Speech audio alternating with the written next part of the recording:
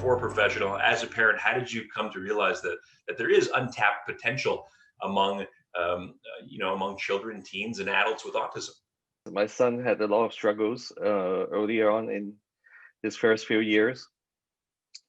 But the main thing is really my wife and I never give up. And my wife and I gave him a lot of opportunities, and piano. We got him to learn how to play piano, and gradually we learned that he actually can play quite well, and he actually got really good at it. And it's not only giving him opportunities. I think the main thing is to let him lead, let him tell us what actually he wants. His interest is probably more important than his strength. At the time of diagnosis, what was your specialty? So I got my PhD in chemical engineering, and then worked in the industry for 7 years, and then decided that I go to medical school. And initially, when my son was diagnosed, I was a third-year medical student. So actually, my first patient in Children's National Medical Center that's my first experience in psychiatry. My first patient acted just like my son. So that's how I got into psychiatry. Otherwise, I would be a cancer doctor, because my PhD is more related to cancer. It's interesting that development. Obviously, you decided to then go into psychiatry. And then you decided to start this project at Stanford, the Stanford Neurodiversity project. And part of it, I understand, had to do with attending. We just did an interview with Jose Velasco from SAP just a couple of weeks ago, and a lot of the interest was sparked by this SAP Autism at Work Summit, right? At that point, I already had some patients that are struggling with finding work and getting dismissed at work and so forth. But when I attended the summit, I was immediately inspired by the work that Jose and others were doing. They basically transformed people's lives. They transformed their lives from someone that have a really tough trajectory, a lot of them stalling, to a very productive and very remarkable career.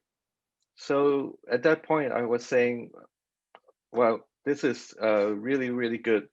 I'm going to just get together with some of my colleagues, and then we're going to start talking about how we can do something similar to Autism at Work program at Stanford. And then very quickly, I founded the special interest group for neurodiversity. Basically, that's the start of the Stanford Neurodiversity project. So initially, it was just a grassroots effort of a few people talking about it after the summit. And then we had our first meeting in November 2017. So exactly 3 years ago now. And we thought it's going to be just a few of us. We got 23 people showing up in the first meeting without really trying hard. And then every meeting, we got more and more people. And as of last night, I was looking at our distribution list. We have over 650 people in 3 years. And our conference, actually, we had the Stanford Neurodiversity Summit just a few weeks ago in October. We had over 3,000 registrants. So 4 years And already the project has all these different arms and all these, all these different initiatives going on. So just to recap, but it started as sort of like just a standard speaker series, right? You were having speakers in once a week, and then it just kind of grew from there based on demand. Now there's a research arm, and there's the student services arm, and there's the work program. So it's a pretty integrated thing to develop in just 3-4 years, right? Yeah, and it's actually a monthly speaker series. It's special interest group for neurodiversity. It's a monthly meeting. Actually, it's every third Monday at 4 p.m. Pacific time. We have the next one later today, actually, and basically we invited people that are knowledgeable in employment or student support, more like college student support, as well as mental health support. And a lot of the time, some of the speakers are neurodiverse themselves. And basically, month after month, we invite someone that's knowledgeable in these topics, and we gain a lot of traction. A lot of the meetings they are quite well attended, and people are very engaged. That sounds amazing. As far as the work program goes, how are businesses and what kind of businesses are involved in the project's work program?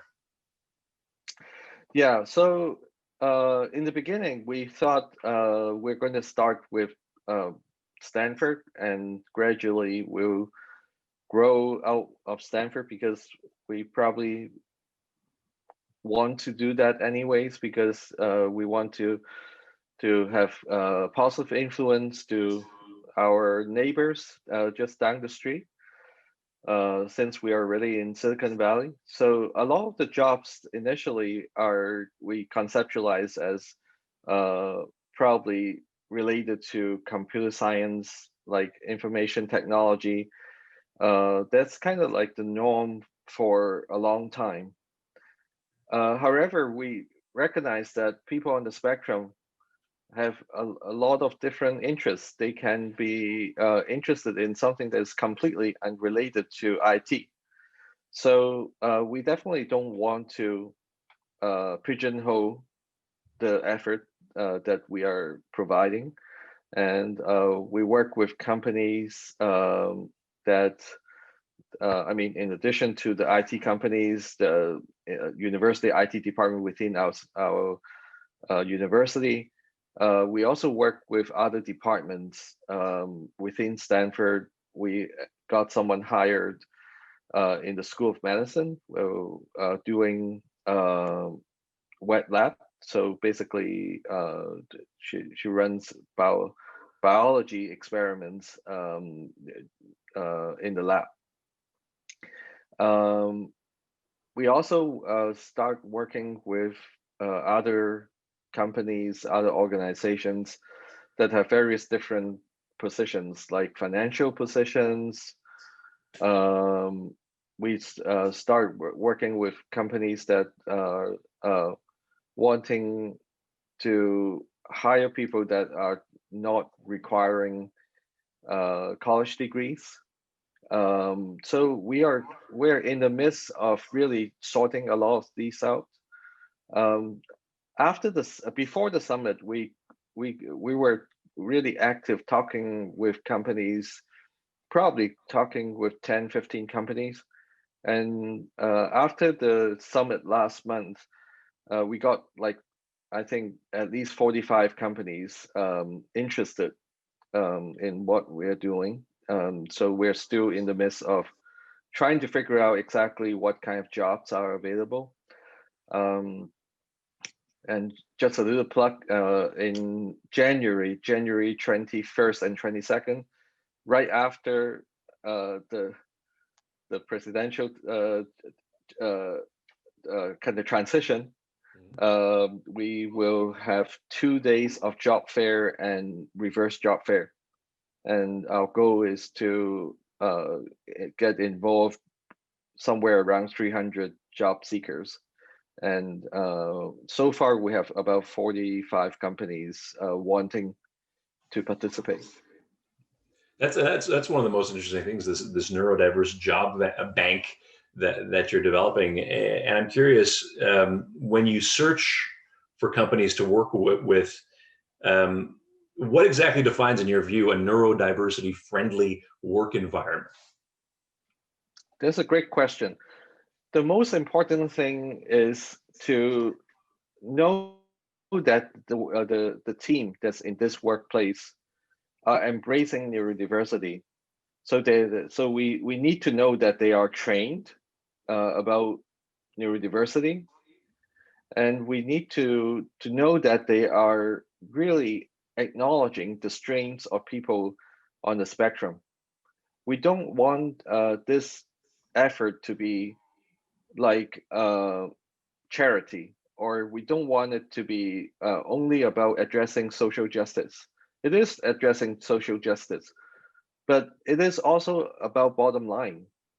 In the workplace, in order for people to really sink into the idea that neurodiversity is the right thing for the organization, the neurodiverse individuals have to contribute in a way that just is can be just like anybody else.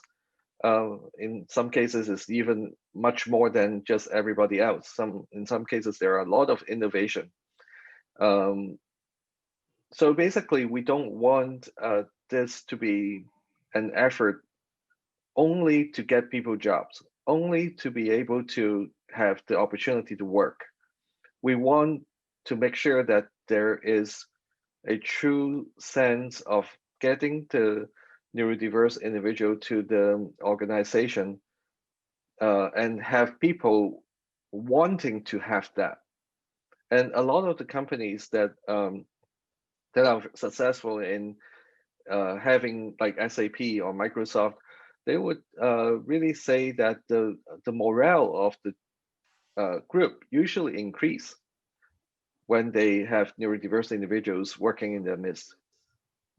It seems like it's a key hub for a good percentage of students out there, for a good percentage of people out there, that it seems to be sort of essential for an educational institution. So, do you think this should be emulated across the board at institutions of higher learning right across the country, right across North America? Do you think it should be a standard thing? Well, I think it should be a standard thing. We're in the midst of trying to demonstrate that. Even the student support program, we're starting to collect data. So